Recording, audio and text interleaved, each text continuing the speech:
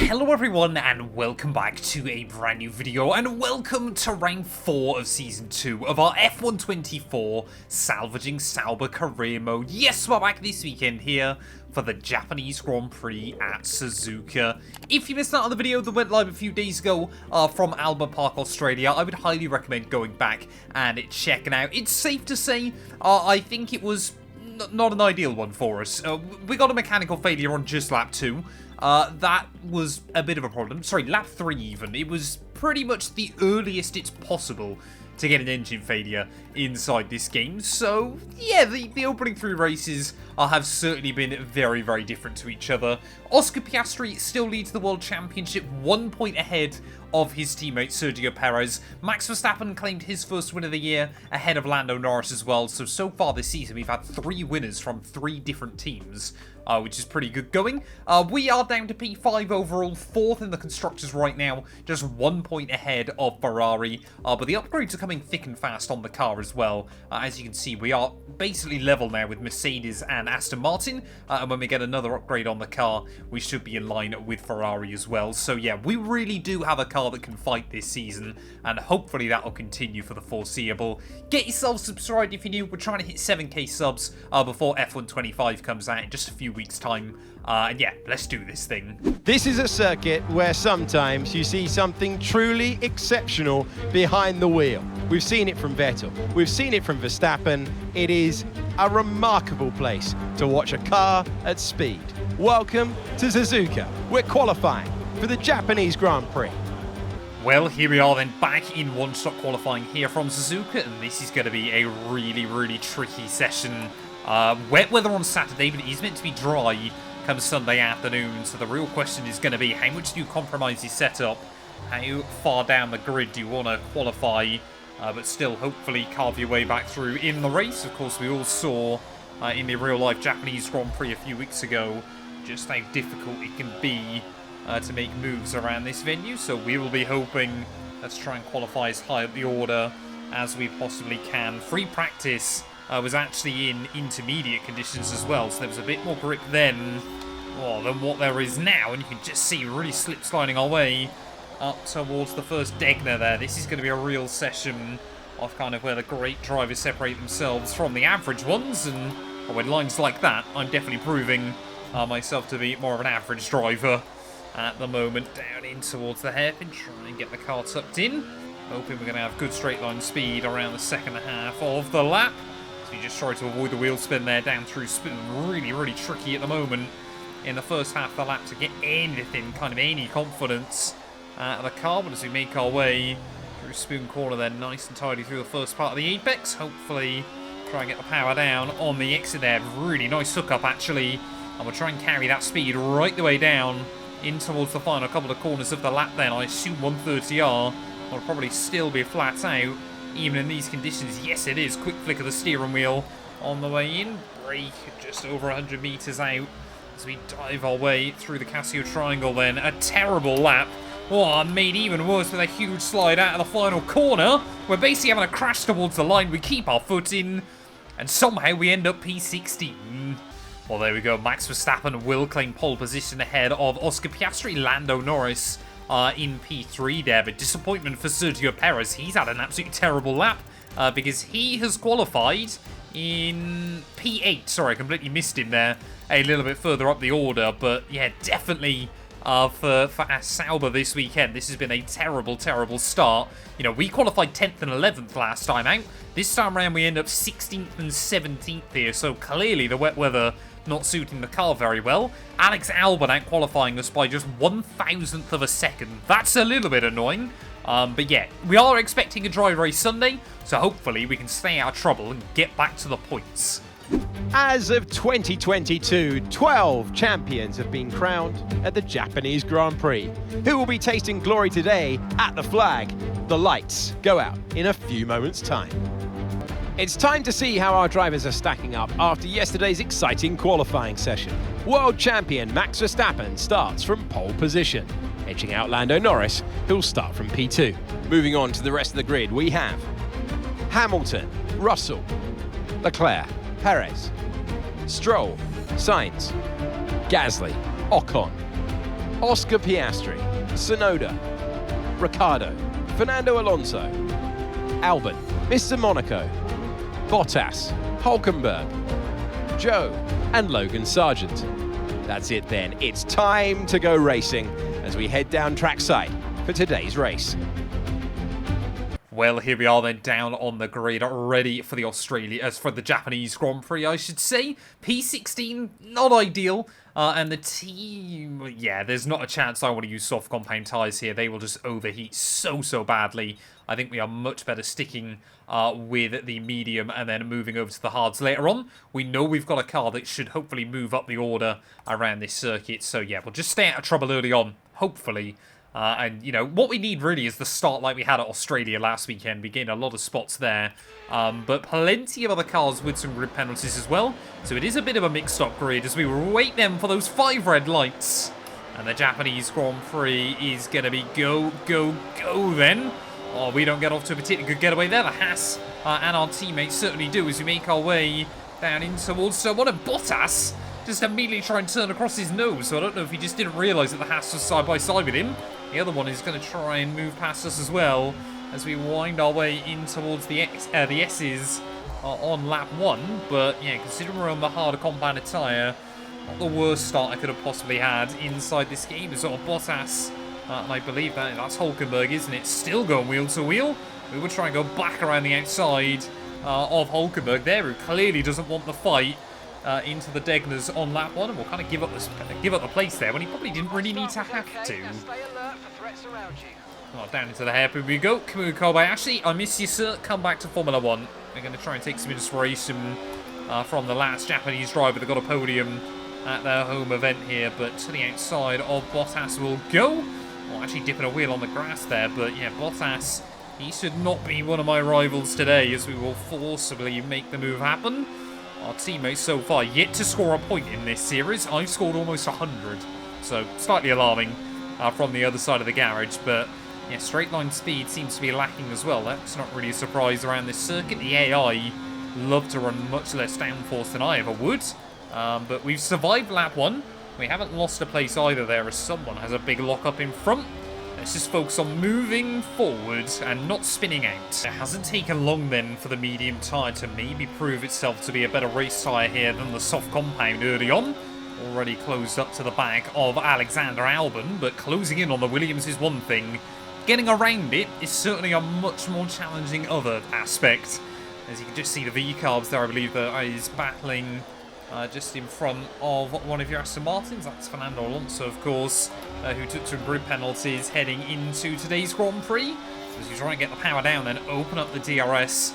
But obviously Albon has exactly the same, so having to use a lot of battery to try and close in on him by the time you get into turn 1. Not quite there, but again, you can just see how much later we're able to get on the brakes, despite how much more speed we carried in. And have a look through the S's then at just how much more downforce we've got over Alex here. Just see practically pushing him through the corners. Could we try and have a look around the outside? We're going to go for it. Oh, we dip a wheel on the grass. We've got yellows out just in front, so Albon going to get a little bit caught out by that and forced to give up the place anyway.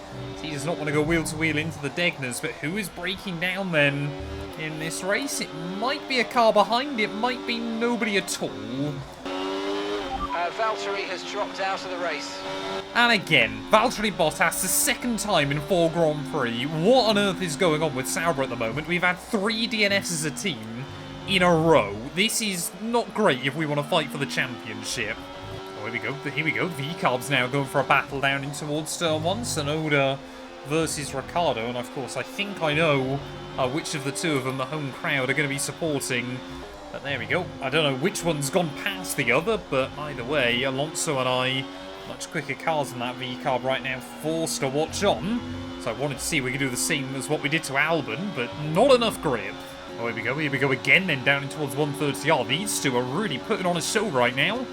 As whoever was in front there has just about been able to hang on to it that time, unfazed by, I think it is, yeah, Tsunoda made the move on Ricciardo at the start of the lap, and therefore was unfazed heading into 130R. I'm pretty certain I just saw the number 3 on the rear of that second V-carb, but to the outside then of Alonso we will try and go. V-carbs again, wheel to wheel. Oh, in towards turn 1 there. Ricciardo broke a little bit early. Can we try and go around the outside of 2 cars at turn 1? No, we can't.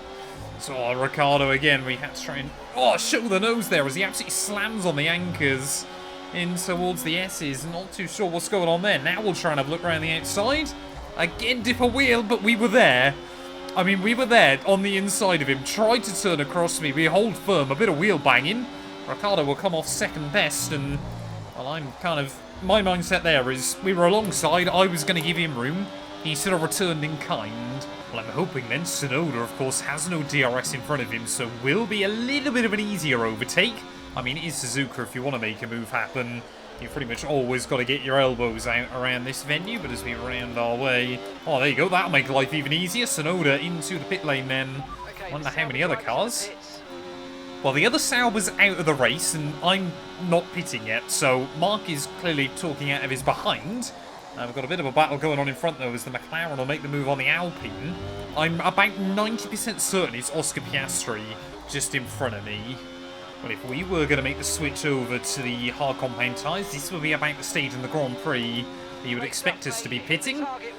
So we're going to move up then into P5 now. So, yeah, not that far away from some of your more competitive cars. Team on us in now. I think it might be worth trying to go long. I think it's worth trying to go long and then onto a set of softs. I mean, best case scenario would be we stay out long and then there's a safety car, but... Or a red flag would be even better, but I'm not going to bank on that. There we go. Everybody else then into the pit lane there, or at least the 2 cars in front of me. You can definitely see at least 1 car still out. But of course, yeah, now we're not really going to get a proper idea. I think we're P2. I'm about 90% certain we're in P2. The only other thing that's worrying me is actually the fuel usage. We've been burning a lot more fuel than I expected to in this race. So we might have to monitor that towards the end. Well, Mark's just come up with a radio telling me then it's Gasly that is leading this race. Why on earth are they adamant that other cars are the Sauber? Well, I don't know what Mark's smoking, but anyway, Gasly in then. So we are going to take the lead of the Grand Prix. I believe he was one of the only other cars that opted to start on the harder compounded tyre. So, yeah, that's very interesting. I would assume he's still shifting to hards. My goal is to get to the end of next lap, then pit, and hopefully really fly along in the last stages of this race. All I want to do is score points. Well, we are definitely still using more fuel than I would like to be at this stage of the race, but hopefully we're going to claw a little bit back now as we get ready to dive into the pit lane then, really trying to attack the curves through a Casio triangle, and roll off into the pit lane there, just about get the car slowed down. We've got about quarter of a lap spare still, which isn't a lot. But also hopefully shouldn't be the end of the world. But as we bolt on the soft compound tyre, the big question for me is where we're going to re-emerge in this race. Not a bad pit stop here. I'm hoping we've undercut a couple of cars, but I think that's going to be quite unlikely. As there we go, there goes the points.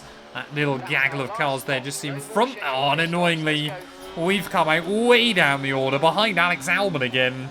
They're going to be much, much quicker. But yeah, we've got a lot of work to do in these final few laps. I wonder if Valtteri was still running in this race. Oh, he might have got the jump on me as well, as that is not how you want to use that curbing through the exit of the Degners. I was hoping we could actually try and line up a move on Alex Albon pretty quickly here, but that's certainly not going to happen down there. So we've just got to be a little bit sensible, look after the tyres, and just time the moves. The big thing in these last few laps will be just like not overheating the rubber, looking after it, looking after the fuel as well. You know, we don't need to try and race past these guys. You know, we need to get past them, but we don't need to try and get past all of them on this lap, for example, as round the outside of Albon will go. Nice simple move there, and now it should be through the S's. We fly along against Fernando Alonso here. I mean, look at that. Not even having to downshift through the first couple. Try and downshift just once through the next part there. As, again, Alonso, he just knows where to position that car, so I can't get a run on him. Oh, here we go. Fernando Alonso trying to look down the inside of, I believe that's Daniel Ricciardo. Definitely not going to make that one happen then, and that might leave him a bit vulnerable into the Casio triangle. There, result, Ricciardo locks up in a bit of a panic, and we will get 2 for the price of 1 then. Luckily, we were able to spot that one and avoid Ricciardo as he tried to come back to the racing line there, but always got to be the optimist inside this game, and I can see the points just in front. Hopefully then, Pierre Gasly is going to be a fairly easy car to try and navigate here, although we haven't got much battery left in the reserves. We'll try and get to him by the time we get in towards turn 1 to the outside of yet another car, and there we go. Gasly for the rest That of this was race. brave. Kimi Raikkonen-esque down at turn 1. Of course, these cars have a lot more grip than they did 20 years ago. But yeah, happy with that. Up to 11th. Just, again, got to keep nursing these tyres as we've got a McLaren and Aston. And I would assume Esteban Ocon in his Alpine just up the road. Oh no, that's not good. Had a DRS failure with less than 2 laps to go then. Luckily it's stuck closed, not stuck open. But I was hoping we could get inside the DRS range of those guys in front by the end of this. And at the moment, I'm starting to wonder if it's going to happen. We are really pushing on, but it seems like Ocon is able to defend. One more lap to go then. Are we going to see some battles back in towards that first corner? Oscar Piastri desperately trying to get the run on Lance Stroll there. He thinks about it. Back towards that first corner, but not able to do anything. As Stroll, of course, has the DRS from Esteban Ocon just in front of him. This has easily been the toughest race so far of the season. We've got no fuel left. We've got very little tyre left as well. And I think we're just going to fall short of picking up more points here. Going to be our first finish outside of the top 10 so far this year. Of course, last weekend, failing to score, but I would like to think we would have scored points there. And to be honest, with how far under on fuel we are anyway, I'm not sure we'll be able to recover that by the end of the Grand Prix, even if we got to those guys. So giving it everything on this final lap before potentially the inevitable happens. Yeah, just messed up qualifying. The car felt awful on Saturday, and it's so difficult to make overtakes here. We tried to do something different with the strategy. See, the rear tyres actually haven't overheated, but definitely, yeah, falling off towards the end of the afternoon as we make our way through Spoon one final time. Oh, the understeer is chronic at this point there. Another DNF for Bottas as well. Really does go to show how much trouble we're in with reliability right now. And as we make our way in towards 130R, when are we going to run out of fuel? There it goes, out of fuel. I believe it might actually be Gasly that's running up ahead then, because Ocon has just gone around my outside. Or will we be able to limp round to the finish line? How many pole places will we lose? I've got the ERS on, but we're not getting any power on the run towards the line. We stay P12. Out of the final corner for the final time, Max Verstappen takes the win.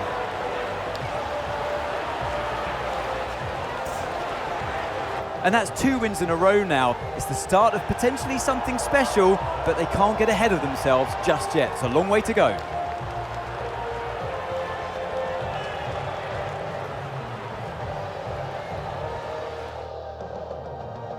Red Bull put up an outstanding fight for the front position today, and it's great to see it paid off for them. They do so much for the sport that you can't help but be delighted by today's race win.